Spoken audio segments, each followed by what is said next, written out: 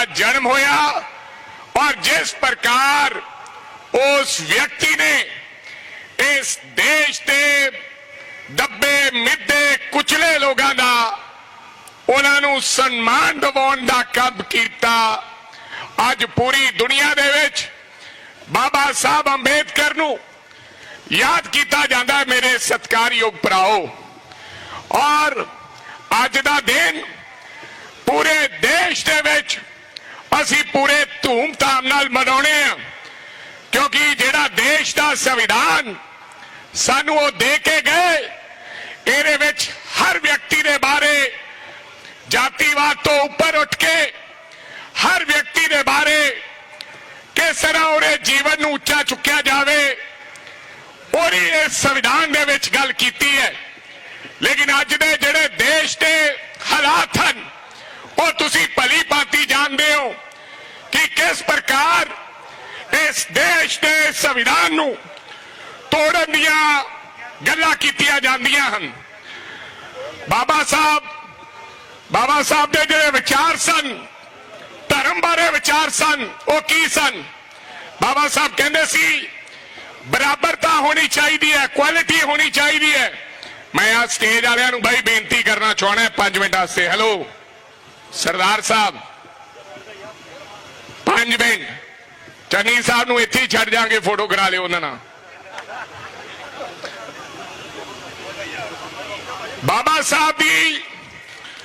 साहब धर्म बारे की विचार सन? बाबा साहब दे वो कहंदे सन जेड़ा धर्म बराबरता रखे, क्वालिटी रखे, उस धर्म की गल करते सन। जेड़ा फ्रीडम देवे, आजादी देवे या साझा भाईचारा रखे, और इस धर्म दे विच बाबा साहब विश्वास रखते सन। लेकिन अज की हो रहा है? अज देश के अंदर बराबरता नहीं है, आज देश के अंदर आजादी नहीं है, आज देश के अंदर भाईचारा नहीं है, भाईचारक सांझ साडी खत्म हो चुकी है। आज सानू वखरी अख नाल देखा जा रहा है। अगर कोई व्यक्ति आज कोई गल करता है देश के बारे, संविधान के बारे, उन्होंने ईडी ते उन्होंने सीबीआई फड़ के लै जाती है। आज क्वालिटी नहीं है, देश गरीब हुंदा जा रहा है। लेकिन चंद जो उद्योगपति जिन्हां कोले 100 करोड़ तो वध लोकां तो वध संपत्ति है, सो अज दे जेड़े गल्लां करदे आ धर्म दियां, ये मैनूं लगदा बाबा साहब दे विचार नहीं सन। मेरे सत्कारयोग भराओ, बाबा साहब अंबेडकर ये भी गल कहंदे सन जिस दिन संविधान की उलंघना होएगी, जिस दिन संविधान की उलंघना होएगी और इस संविधान नूं कोई मन्नेगा नहीं, मैं उस दिन पहला व्यक्ति होवांगा कि आपदा लिखिया होया संविधान मैं उहदी कापी जलावांगा, क्योंकि अज संविधान की उलंघना हो रही है। ये बाबा साहब दा फरमान सीगा। बाबा साहब कहंदे सी कि मैं किस तरह मैं ये कहांगा भी फलाना वर्ग अगे जा रहा है, उन्होंने मेजर किवें करांगा, करना चाहिए। बाबा साहब कहंदे सन जिस वर्ग दे विच औरतां नूं हिस्सेदारी मिले, औरतां नूं बराबरता मिले, औरत दा सम्मान होवे, मेरियां अखां दे विच मेरे संविधान के मुताबिक वो वर्ग अगे जाएगा। लेकिन अज की हो रहा है? जेड़ी बीजेपी बाबा साहब की गल करती है, दस के गए चन्नी साहब कि किस प्रकार दे देश के गृह मंत्री दे डैनी साहब दस के गए विचार हैं बाबा साहब अंबेडकर के बारे। और जेड़ी RSS कदे कदे बाबा साहब अंबेडकर की गल करती है, अज भी RSS दे विच किसी भी औरत नूं किसी भी अहुदे ते जां RSS दे उस कार्यालय दाखिल होने की इजाजत नहीं है। ये बाबा साहब के विचारों के खिलाफ है, ये संविधान के खिलाफ है। इस करके बाबा साहब कहते सन कि सबनों एक अख नाल देखना चाहिए। ਜਿਹੜਾ ਕਾਨੂੰਨ ਬਾਬਾ ਸਾਹਿਬ ਕਹਿੰਦੇ ਸਨ, ਮੈਂ ਉਸ ਕਾਨੂੰਨ ਦੇ ਵਿੱਚ ਵਿਸ਼ਵਾਸ ਨਹੀਂ ਰੱਖਦਾ ਜਿਹੜਾ ਲੋਕਾਂ ਨੂੰ ਸੋਸ਼ਲ ਜਸਟਿਸ ਨਾ ਦੇ ਸਕੇ, ਜਿਹੜਾ ਸੋਸ਼ਲ ਫਰੀडम ਨਾ ਦੇ ਸਕੇ। ਬਾਬਾ ਸਾਹਿਬ ਇਹੋ ਜਿਹੇ ਦੇਸ਼ ਦੇ ਕਾਨੂੰਨ ਦੇ ਵਿੱਚ ਵਿਸ਼ਵਾਸ ਨਹੀਂ ਰੱਖਦੇ ਸਨ। ਇਹ ਵਿਚਾਰ ਬਾਬਾ ਸਾਹਿਬ ਅੰਬੇਦਕਰ ਦੇ ਹੈ। ਅੱਜ ਦੇਸ਼ ਦਾ ਜਿਹੜਾ ਕਾਨੂੰਨ ਹੈ, ਅੱਜ ਉਹ ਲੋਕਾਂ ਨੂੰ ਨਿਆਂ ਨਹੀਂ ਦੇ ਰਿਹਾ। ਅੱਜ ਉਹ ਕੇਵਲ ਤੇ ਕੇਵਲ बीजेपी ਦੀ कठपुतली बन के रह गया है। इसे करके साडा लीडर राहुल गांधी समय समय सिर संविधान कॉन्स्टिट्यूशन नूं हथ विच फड़ के देश की पार्लीमेंट दे विच ते देश के कोने दे विच असीं उस संविधान नूं याद कराउने रहने। मैं अज इत्थे भी गल दसनी चाहना, 1946 दे विच 3 कैबिनेट मिशन आया सीगा, जिहड़ा इंग्लैंड, क्योंकि गोरियां दा राज सीगा, गोरियां ने उन्हां नूं पता लग गया कि हुण देश परिवर्तन चाहुंदा है, देश आजादी चाहुंदा है।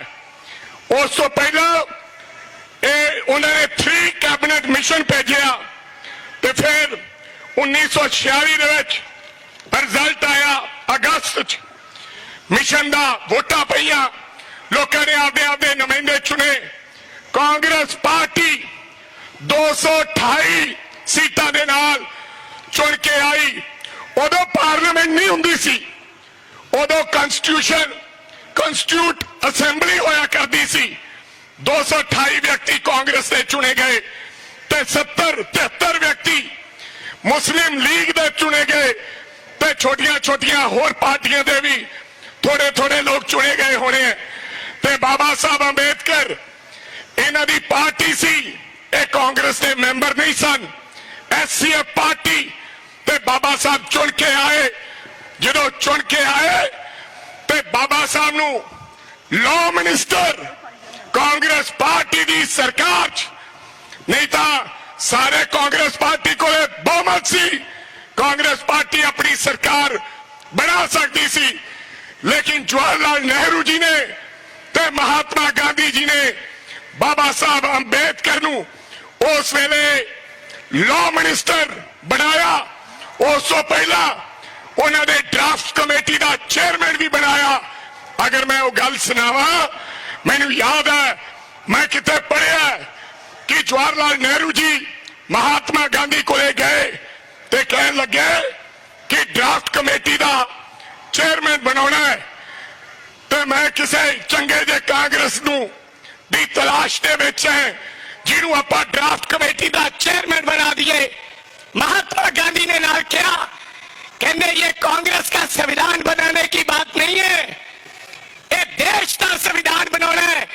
तो सानू सियाना व्यक्ति, समझदार व्यक्ति, फिर दोनों ने सलाह की थी, फिर बाबा साहब अंबेडकर नूं ड्राफ्ट कमेटी का चेयरमैन बनाया। ये सोच सी साडे लोकां दी। और अज देश के अंदर जिस तरीके दे हालात हैं, अज समय दियां सरकारां, चाहे वह पार्लीमेंट होवे, साडे लीडर राहुल गांधी नूं बोलण दे अधिकार नहीं है। अगर असीं अपनी गल करनी चाहते हैं तो साडी आवाज नूं बंद किया जाता है। ये दिल्ली दी सरकारां भी इसे तरह का काम करदियां हैं। अगर पार्लीमेंट दे विच असीं कोई गल करते हैं तो अगले दिन ईडी ते CBI ते इनकम टैक्स थोड़े घरे आउंदी है। अगर पंजाब दे विच कोई उच्ची आवाज गल करता है, पंजाब की विधान सभा जिस तरह प्रताप सिंह बाजवा लड़ाई लड़ गए, लेकिन गल नहीं करनी दी जा रही। बहाना भाल रहा सीगा पंजाब का मुख्यमंत्री, बहाना भाल रहा सी। प्रताप सिंह बाजवा ने कहा कि आज पंजाब के हालात गंभीर होंगे जा रहे हैं, जगह जगह से हैंड ग्रेनेड सिटे जा रहे हैं। मैनू किसी ने कहा कि आने वाले समय होर हैंड ग्रेनेड भी सिटे जा सकते हैं। एक की माड़ी गल कही है, पूरा पंजाब ये कह रहा है।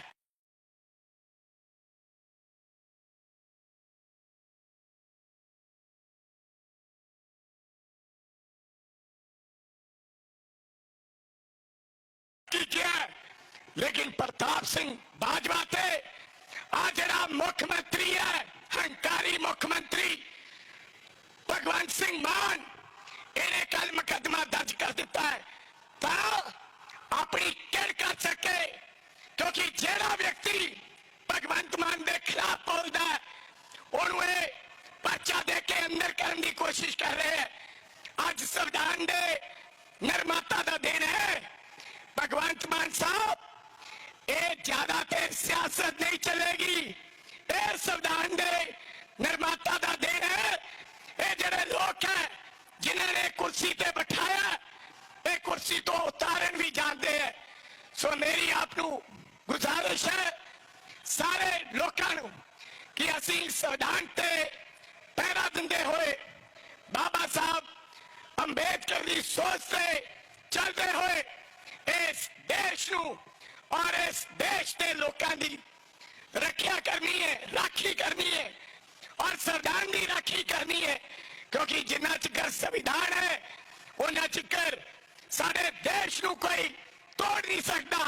बेशक जो डैनी जी तुसी क्या है कि बाबा साहब अंबेडकर की मूर्ति स्टैचू नू तोड़न की कोशिश की 26 जनवरी वाले दिन, ना केवल तोड़न की गल की है, बाबा साहब अंबेडकर के बुत ते खालिस्तान लिखन की भी गल हुई है। एक जानबूझ के साजिश है एजेंसियां दी, वो चाहदियां ने कि हिंदू सिख ते दलित आपस में वंडे जान, ते जो ये वंडे जाएंगे ते सानू राजनीतिक फायदा होएगा।